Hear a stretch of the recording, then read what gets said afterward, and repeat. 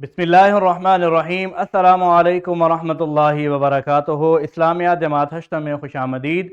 میں ہوں آپ کا معلم حافظ محمد ارسلان اور ہمارا آج کا بی لفٹ ہے نمبر 26۔ تو چلتے ہیں ہم اپنے بی لفٹ کی جانب۔ کتاب پر موجود یہ تسلسل جسے تمام طلبہ سولو کر چکے ہیں، ہمارا آج کا بی لفٹ ہے عبادت کے معنی اور حقیقی مفہوم سے آگاہ ہو سکیں، اللہ تعالیٰ کی عبادت حقیقی روح کے مطابق کر سکیں۔ عبادت، حقیقی مفہوم اور وسعت۔ پیارے بچوں، اللہ تعالیٰ نے اس کائنات کو پیدا فرمایا اور اس کائنات کے نظام کو چلایا، اور پھر اس دنیا میں اللہ تعالیٰ نے مختلف مخلوقات پیدا فرمائیں جن میں جن و انس کا نمایاں عمل ہے۔ اللہ تعالیٰ نے جن و انس کو پیدا کرنے کا مقصد بیان کرتے ہوئے فرمایا ہے کہ وَمَا خَلَقْتُ الْجِنَّ وَالْإِنسَ إِلَّا لِيَعْبُدُونَ، کہ میں نے جنوں اور انسانوں کو صرف اس لیے پیدا فرمایا ہے تاکہ وہ میری عبادت کر سکیں۔ عبادت کا لغوی معنی ہے، عبادت یہ لفظ عبد سے نکلا ہے جس کا معنی ہے اپنے مولا کے سامنے جھک جانا، یعنی اللہ تعالیٰ کے سامنے اپنے آپ کو عاجز کر دینا، اس کی بندگی اور فرما برداری یعنی کہ اطاعت کرنا، اور اس کے سامنے عاجزی اور انکساری اختیار کرنا، یہ عبدیت کا مفہوم ہے۔ سورۃ الفاتحہ میں ہم ایاک نعبد یہ بار بار اپنی نمازوں میں تلاوت کرتے ہیں، جس کا مطلب ہے کہ ہم صرف تیری ہی عبادت کرتے ہیں۔ عبادت کا وسیع مفہوم ہے کہ ہماری ہر طرح کی پرستش، اطاعت اور غلامی، یعنی کہ ہمارا ہر قول فعل جو رضا الہی کے لیے ہو اس کو عبادت کہا جاتا ہے۔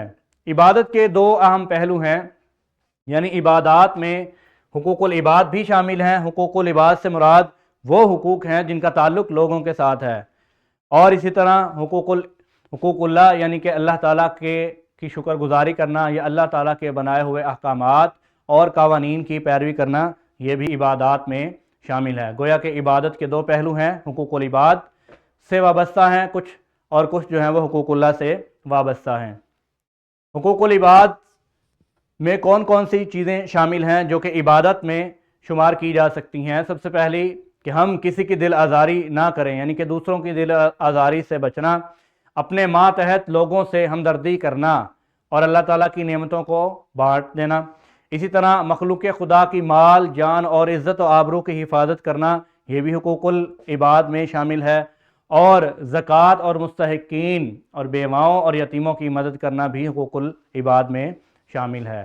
یا ایھا الناس اعبدوا ربکم الذی خلقکم، اے لوگو اپنے رب کی عبادت کرو جس نے تمہیں پیدا فرمایا ہے۔ اور عبادت اللہ تعالیٰ کا سب سے بڑا حق ہے جس کو ہم حقوق اللہ میں شمار کرتے ہیں۔ عبادت کی حقیقی روح۔ پیارے بچوں، اللہ تعالیٰ سے سچی محبت کرنا اور اطاعت کا جذبہ بیدار ہونا، اسی طرح خشوع و خضوع اور عاجزی کا پیدا ہونا، یہ تینوں چیزوں کو ملا کر ہی اللہ تعالیٰ کی حقیقی عبادت کی جا سکتی ہے، اور یہی عبادت کی حقیقی روح ہے۔